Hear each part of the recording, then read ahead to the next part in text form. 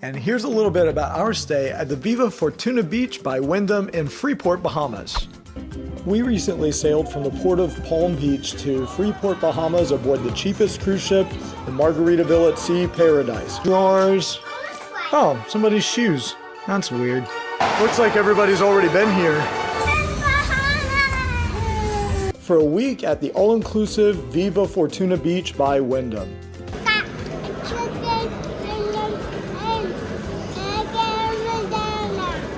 This is tuna, apparently.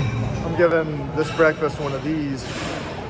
Upon exiting the ship, we first had to go through immigration and customs. Afterwards, a taxi was available to pick us up and whisk us away to our accommodations for the week.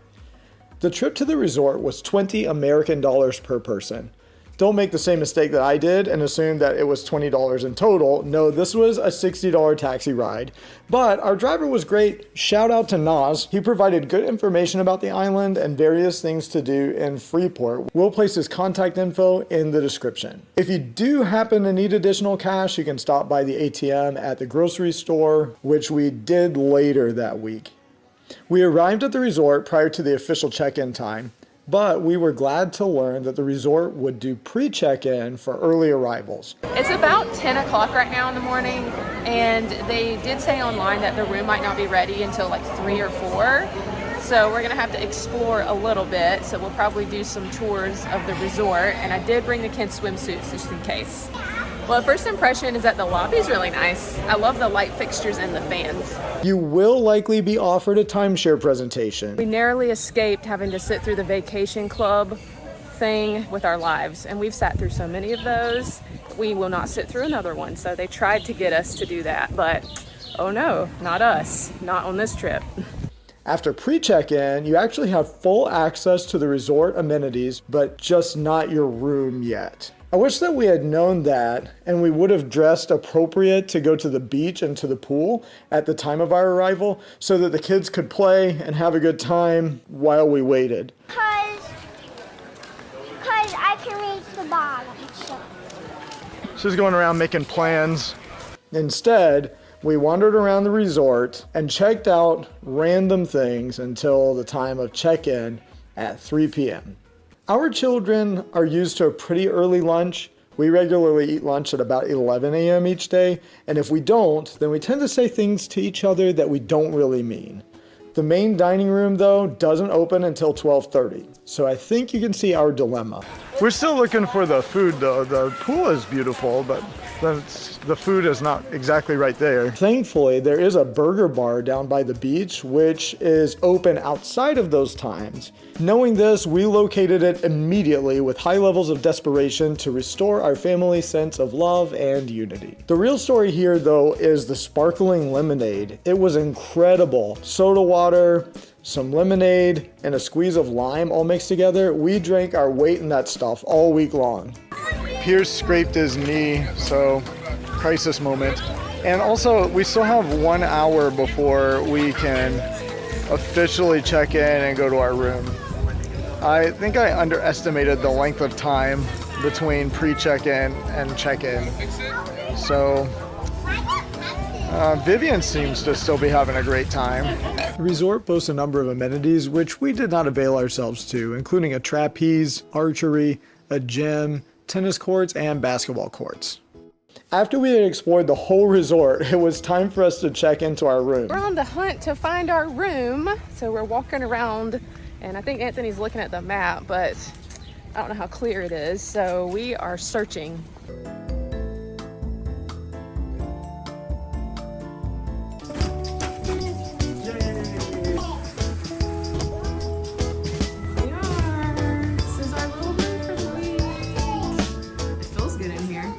So this is pretty much like a standard hotel room. There's a bathroom. Unfortunately, it's just a shower and not a bathtub, which if you have kids, then you know. And then there is a closet and then kind of another open closet with some shelves. Vivian already moved into that one. And at the bottom is a mini fridge. And of course there is a patio, so that's a nice feature. The room did have some repair issues, including some plaster that was falling from the walls and With the fact that there was no sliding door on the shower and just one single pane of glass, the floor was always wet and this door dragged on the floor.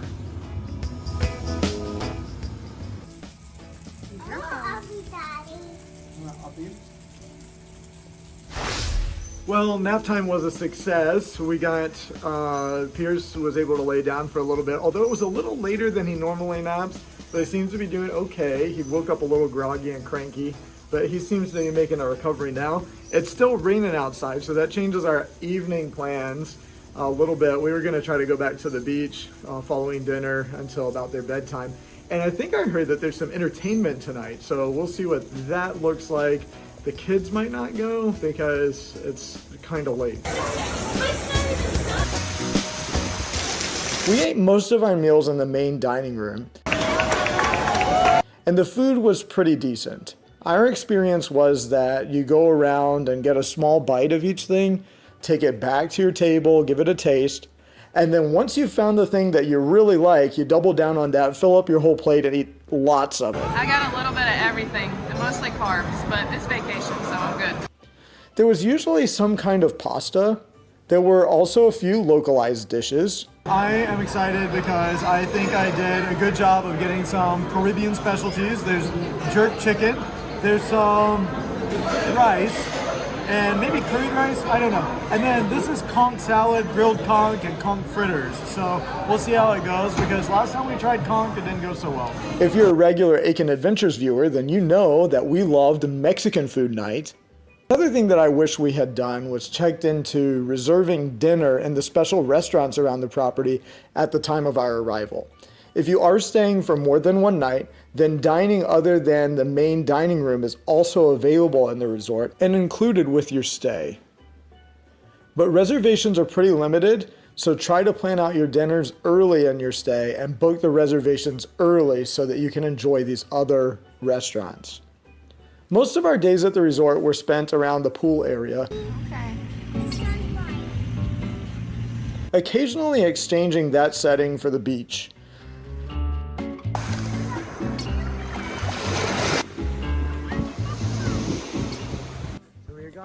We were really glad that a shallow children's pool was available for Pierce. Consider bringing some pool toys for your children to keep them occupied for hours. On Tuesday of our stay, we set out to explore Freeport. There are a few tour companies available, but we reached out to a contact of ours and got connected to a local pastor who showed us all around the island and not just the touristy areas. Pastor Woodside has been a longtime pastor of Tabernacle Baptist Church, and they operate a large Christian school on the island. He took us there and gave us a tour. As we explored the entire area, he was well acquainted with many people in the community, so we had the privilege to meet many local people.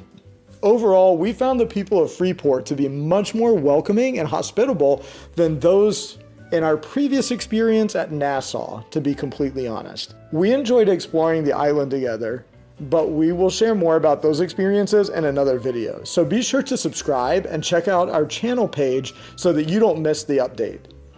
On Wednesday night, Pastor Woodside came and picked us up to attend prayer meeting at Tabernacle. The people were so welcoming and made us feel right at home. We were pleasantly surprised to learn that the resort provided nightly entertainment. Unfortunately, showtime was typically at 9:30 p.m., so it was a little late for our children. The shows were quite enjoyable though, and the cast was very talented. The first night was a presentation of songs and dances spanning numerous decades of popular music. The best presentation of the week, in my estimation, was a Broadway-style performance of The Lion King. Of course, we propose you're expected to take certain duties on. On Friday, checkout was at 11, and we really didn't have to be back aboard the ship right away. Plus, keeping the children contained on the Margaritaville at Sea Paradise for extended hours would have been quite difficult because of the limited selection of age-appropriate amenities on the ship. Instead, we had not gotten to see Paradise Cove on Tuesday, and all week long we had heard the other resort guests having incredible experiences there. We decided to give Nas, our taxi driver, a call and ask him if he would be willing to pick us up and take us to Paradise Cove and then return us to the ship afterwards. The only catch was, what were we to do with our luggage? Well, he offered to keep it for us, and mind you, we had just met the guy earlier that week, so we weren't quite sure, but after weighing the value of the contents of our luggage, we figured that the rate for the taxi was worth significantly more, so we figured that he stood more to lose than we did, and we just went for it.